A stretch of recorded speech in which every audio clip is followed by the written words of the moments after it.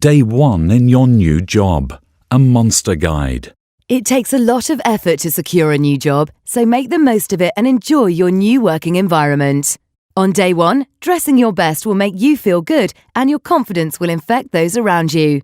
Leave yourself plenty of time to get to work and eat a proper breakfast so you're not looking for an opportunity to dive out and grab something mid-morning.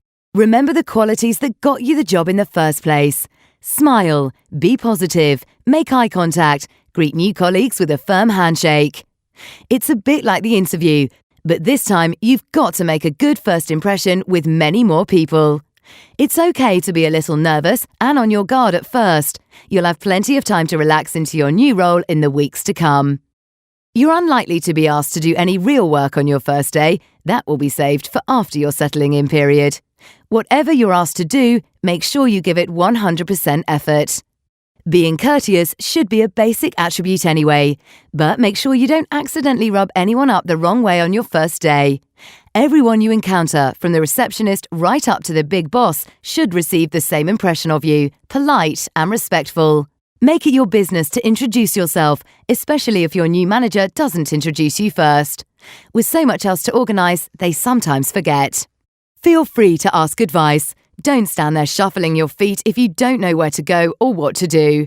It may make you appear nervous or standoffish, and you don't need to start erecting possible barriers on day 1. Even if you're already experienced in your role, don't assume you can simply do what you did before in the same way.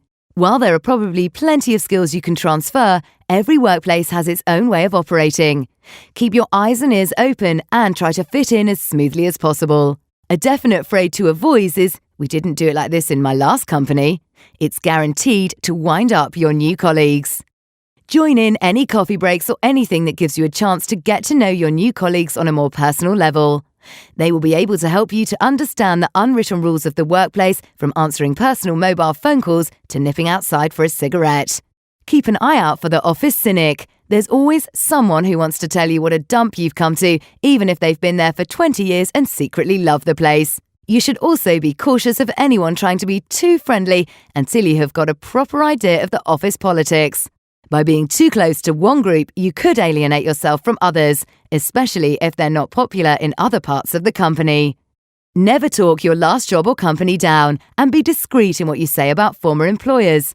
Even big industries can be small places, and your new colleagues may know or even be related to some of your old workmates. Plus, it doesn't give a great impression of your working style. Who wants a moaner on the team? Take a second before you commit to saying anything. You'll be nervous anyway, which will heighten your anxiety and your eagerness to please.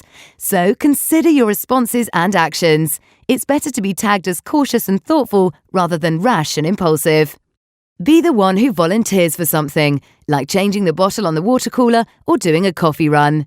Be the last to lunch in the early days, the first back, and one of the last out of the door at night.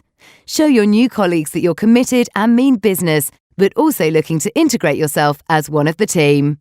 This guide was brought to you by Monster. For more advice, jobs and career tools, visit monster.co.uk.